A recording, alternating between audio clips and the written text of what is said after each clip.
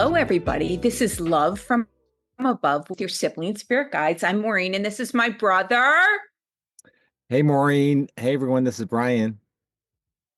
Gosh, we're so happy to be here. If you can believe it, on this podcast, we share daily channelings we receive from star beings, ascended masters, mythical beings who really exist, and occasionally our ancestors. And today's topic is a technological revolution. We're not talking about your new iPhone here. Actually, this is really exciting. I think this is the word revolution, Brian, is overused, but this is really revolutionary. Do you agree? I totally agree. Yeah, I'm very excited. So Yeah, let's you get want to into it. open into it? Yeah. So this was recently, this is from November 29th of this year. It says, Who are we? We are but one who serves the many devoted to our beloved originator. We hail from a planet within your galaxy, though the distance between our homelands is vast. Our cursory tour of this unknown um, I'm sorry, this part of the galaxy has brought us to your tender, loving soul. We wish for the brother to listen closely to this message. He is the one we wish to converse with. His knowledge of technology is admirable in our circles. We are close to assuming the rightful position. The brother can discover new ways to connect with star beings like us. The sister uses an often used modality on this planet. However, it is racked with complicated disabilities. With the technology available to the brother, he can magnify his own connection to connect with the greater whole. These devices shall soon be available, which will augment the individual person's ability to connect to the stars. It's likened to the introduction of your telegraph. Now only a few are available to communicate with their heavenly brethren. Soon all will be able to talk and learn from those above. This shall be indeed revolutionary for your planet. We invite the brother to be at the forefront of this technology revolution. This shall be an exciting time for those who regard Earth as their home planet. So, yeah, I say bring it on. I'm ready to connect. So it's I'm excited. I don't know when it's going to happen, but I'm definitely eager for it to happen. And honestly, this really is revolutionary. So think about it. Like, for me to connect, I have to wait for the signal. I have to be in the proper position. For those of you listening, the proper position is laying supine with with everything relaxed, my feet uncrossed, my hands open, my head tilted up. They always say the head has to be tilted up so they can access my vocal cords. So yeah, so this is if everybody can kind of just tune into the guidance from above, like, oh my God, imagine that world, Brian. Imagine that world. It changes everything. Yeah, it's really interesting. I don't know when it's going to happen, but I am super excited that this, as they mentioned, it is going to be really revolutionary. And so I'm definitely keeping my eyes open for some opportunity like this that's going to come up. And so keep tuned and we'll let you know more when we find out anything more on that. But that I thought that definitely had to share that one because it was so exciting.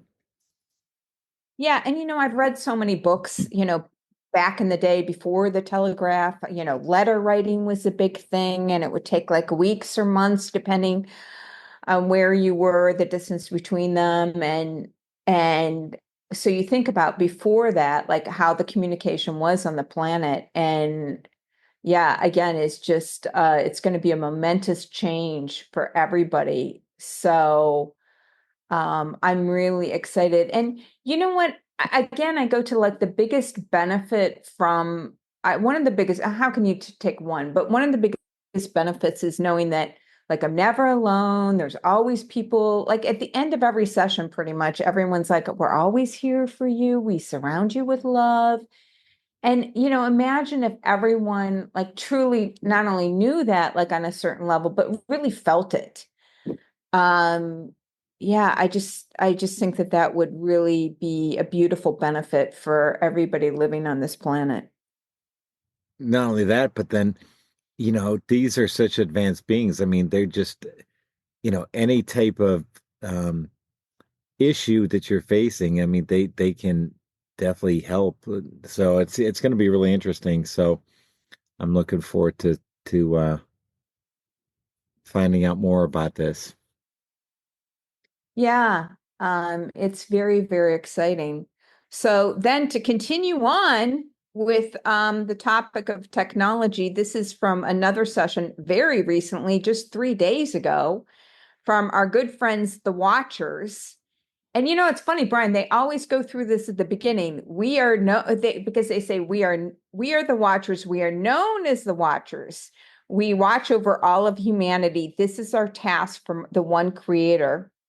We liken humanity's new turn to a newly manufactured being. The residue elements of this humanic form differs greatly from the original version. Presently, you possess more capabilities to devolve quickly into other worlds. You may bemoan the technology's ability to enrapture your soul. However, these numerous practice sessions allow the individual soul to visualize other worlds in a way that was not previously possible. We digress. So, what they're talking about is like just I guess like the phone, movies, all this immersive technology that's available now, like it really helps you to be able to, like if you want to, so say I'm traveling and I'm planning a trip to Mongolia, like I can look up what Mongolia looks like and look at inside the hotel that I want to stay in. And so it really helps with visualization. What do you think about that, brother? Yeah, it's sort of interesting because we've heard from a lot of sort of star beings or channelings about how, you know, people are too obsessed with their phones. I think that still is the case, but this is one positive aspect of, the technology is that it does allow you to really access, like they said, and visualize other worlds. So I think that is true. It is, it's something that is, I guess, a positive aspect of everyone being glued to their phones, but it's um, something that has never come up before. But I like the, I think it's true. I think like you said, you can even on Google Earth, right, go to anywhere in the world and check it out. So it is pretty interesting. Yeah. So they go on to say, we wish to come upon the brother-sister pair to align the central core of these beings with the ultimate purpose of the one creator. Yes, please. In business, you often have goals. You set an annual estimation of where you would like to be by a certain date. If you apply these practices to their lives, it's like knowing the direction you're headed to on your journey. Choose wisely, and you shall live harmoniously. How does one choose which direction to go? That's answer is easy. The pull, the tug, the draw from your heart center reveals the true nature of your beloved destination. This part I found really interesting. They said, however, sometimes the impetus of where you should be going is so different from the place you begin. The feeling is of fear. These feelings must be overcome to head in the true direction of your soul's calling. Isn't that true? Like you feel the tug and you're like, what? I don't know about that. Right. Um, yeah, the most recent one for me is I had traveled the world together with a partner for 3 years, and then I was living very happily in Florida, and I just kept on getting the message like, it's time to go, it's time to go, it's time to go. And I'm like, say, what, by myself? I really like my place. I like my friends. I like my life. And I just kept on getting the message, the message, the message. And I had to overcome some feelings of fear to get on the road. And boy, that was in 2019. Yep, So totally true. everything worked out. But yeah. But so isn't that interesting? We know which direction we're supposed to go. Yeah, we just have to follow our heart. Yep, exactly. Yeah. Yeah, so So then do you, yeah, they go yeah, on to say, um, so we talked about this, but it's also it goes on to say how to know the difference. You already know if you tune in with the center of yourself between something that must be done and should be done. You must sleep every night. You maybe should clean out your closet. The first is an absolute requirement for sustaining the physical frame. The second is optional to provide you with an additional impetus to keep an uncluttered space. However, without completing it, your physical body does not come into harm. So to say you don't do something that's on your soul's journey, like taking a new job, accepting a date from a new partner, is that truly life threatening? Not in the way that it would end your life, but perhaps take you away from the plan that was originally created. However, never fear, should you not accept the initial challenge, other opportunities will burst forth. It's like trying to suppress a shoot from emerging from the ground. If you stomp out one location, the roots will seek another way to emerge into the planet. So that is, again, I love their analogies, but like you said, there's all these different opportunities. If you pass on one opportunity, there's going to be other opportunities bursting forth. So that's a great way to put it, I thought. What do you think? yeah. And, I know that in my life, and that's a positive way to spin it because how I've always felt like it's like, okay, so take that example, like I was getting the sign to go back on the road and travel. And I just know that like if I don't do it, like I always say, like the first time it's like an invitation. The second time it's a push. You know what I mean? It's gonna come. You're gonna go on that road. Yeah, So it's do you want to accept the invitation or do you want to go another way? Like for example, like for a long time, I used to have to, they told me I was a pillar to bring energy into the new earth. And I still occasionally have these days where I would just literally rest and I'd be hovering between worlds. I called them my floaty, floaty days. And one time I was in Washington, D.C., and I didn't want to rest. I wanted to ride a bike around the city and do all this stuff. And then I ended up getting a migraine headache. And they were like, okay, we need you to do this. So either we're going to give you a headache and put you in bed so you can rest, or you're just going to enjoy floating between worlds. So yeah, I love their analogy. So that's a positive way to kind of say, you're going to go, it's going to emerge. The opportunity is going to come again if fear blocks you the first time. right, exactly. And then so they go on to say, we shall converse with another and speak on their behalf. We are the ones known as the light forces. It is the angelic light forces. So I don't think we've heard from them before, Maureen. So again, another new one, but it says we're likened to the fairies. We are likened to the fairy realms. We come forth now as we see an opportunity to speak with one who shall understand our true nature. We do so love to dance and sing. We're coming to you from the depths of the planet. We merely like to emerge on the surfaces for your noises and discordant to our ears. I don't know. Um, it says, you may see us in places remote from the winds of your technology or technology devices, whether below the ground or above, it makes no difference. Our presence is to alleviate the harmful conditions on the planet. In this way, we are a filter for our dearest beloved mother. So we cleared the discordant strains that tug upon her, weighing her down in a displeasing way. So we were once part of our energetic tribe that flew upon the heavenly skies. In this way, we remember a fallen brother or fallen sister. The air above the planet is currently switching directions, which can cause troublesome nodes to penetrate into the astral portals. We move swiftly to prevent the blockages which would block these important gateways to the ethereal realms. You may help us by visualizing these gateways as always being clear and open. Many travelers do wander upon these important signposts to enter your beloved planet.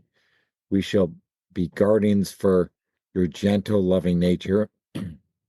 All is well, rest assured. So, what do you think of that? There's a lot to unpack here. They're our guardians of, making sure that these discordant vibes or whatever are not blocking the portals and things like that. I don't really understand all this, but it sounds good to me. What you may be more in tune Well, with what they're saying. they sound like fairies because I love to dance and sing, or the good people is I guess the preferred term for the fairies. But yeah, it's interesting, and I believe that's what the purpose of the good people or the fairies is to kind of like energetically clean the planet. But yeah, this whole thing about portals, that they're preventing blockages from the portals, and many people are using these portals. Again, this is just like a world that we're not even familiar. Like, who knew? I mean, who knew there were, I guess it makes sense that they're portals, and they've talked about portals before, but again, I go to our news, which doesn't cover any stuff that's really newsworthy. Like that would be newsworthy. The portal is blocked, but so yeah, it's just more information from new beings. I don't know. It's kind of overwhelming. What do you think? Yeah, it is really interesting. I know they exist and that sort of stuff is going on. I'm just not, like most people are just not aware of it. But it's again, we know there's so many entities and beings that are here to help in this transition that we're going through, and so it's just interesting to learn some more nuances about some other things that are going on that we're not aware about. But Yeah. Yeah, so I'll go into the closing, which you pulled from you finally finished this book, right? This is a I book that did. Well, the first volume, I think there's like 5 or 6 volumes, but I yeah, and I just started it. It is on Audible, but this for you those who are listening, I mean, you've got a lot of significant information about this book. It's called The Shift to the Fifth Dimension, Volume 1, The Arcturian Council by Daniel Scranton. Do you want to say anything more about this book? well, I mean it's similar. We There's a lot of similarities. I mean, they this Daniel Scranton just channels this consistently, this Arcturian Council. What's interesting, you've channeled them and we've talked to them in the past, but you know, um, we've tend to talk to all sorts of different entities, but um, I just think there's a lot of similarities between the message that's in that book and the messages that we're getting. So I can definitely relate to them, and so I think there's a lot of good information in those books. I recommend it, but yeah, why don't you talk about what they said about the technology? Okay, so they said this technology is the upgrade that will enable you to see interdimensionally. Oh my gosh, imagine that. This means that you're getting yourselves ready to complete your shift. When you can see interdimensionally, you are able to exist in one dimension and know what is happening in another dimension. You have this ability now, but few of you, very few, very, very few, have activated your use of it. There are few advanced beings on your planet, as you know, who are not known about by the media and who are doing a wonderful job of holding the frequency of the fifth dimension for all of you. These are beings who live in the mountains of South America. That is as much information as we can give. They are capable of seeing interdimensionally now. They will continue to test out this technology for humanity until you are ready to use it. And not all of you may be ready at the same moment. Most individuals will wait until after the shift has been completed, but some of you lucky ones will be able to use it now. You lucky ones for receiving this message, know who you are, and know that you exist in a fifth dimensional frequency state. You know where those beings are, brother. They're in the Andes at the Kundalini of the Earth. Yeah. Yeah, so our beloved Drunvalo Makasiak. Brian, we have not mentioned him in probably 20, usually every episode we mention Drunvalo. But anyway, he says the Kundalini of the Earth, just like we have a Kundalini for our body, the Kundalini of the Earth is now in the Andes. And let me tell you, I've been there and I agree. And I think I know my friend Rosemary must be one of these people who are holding down the frequency of the fifth dimension. So it's interesting that I know somebody who's, I think, doing this. So what are your thoughts? Yeah, very cool. Well, yeah, it's just another other things. So everyone talks about, you know, um, technology on Earth, but there's all sorts of other technology that's going to be coming out that's going to, like this, uh, give us ability to see interdimensionally. So I'm for all of it. So I can't wait. Exciting times to be incarnated on Earth. So very exciting. Yeah, and we did want to end. We heard from a listener in Boston who had a question about an app that we had recommended at a previous session, and that was the Global Coherence app that I use every daily, and it's an app to help with brain heart coherence. Do you want to add anything about the Global Heart Coherence app? No, we both use. I actually have the sensor, and then I have this heart math app. It's the same thing, but I bought the sensor, and then I it works to align and track your coherence between your heart and your mind. But there's a couple books by the Heart Math Institute that talk to all the benefits of this. And so, yeah, I definitely recommend this.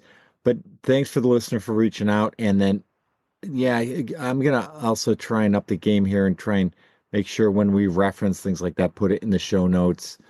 Um, if you use Apple or the Apple podcast app, they do automatically transcribe the sessions, but I will also add more details and reference, books that we talk about and link to them, as well as you know, apps like we mentioned to try and make sure we cover that stuff and for the anytime moving forward. But thanks for the uh reaching out. Unfortunately, the way it's set up in this, it's we can't respond back. So it's sort of one way, but it is a way if you do want to comment, there's you can always do love from above podcast at gmail.com or right from your podcast app.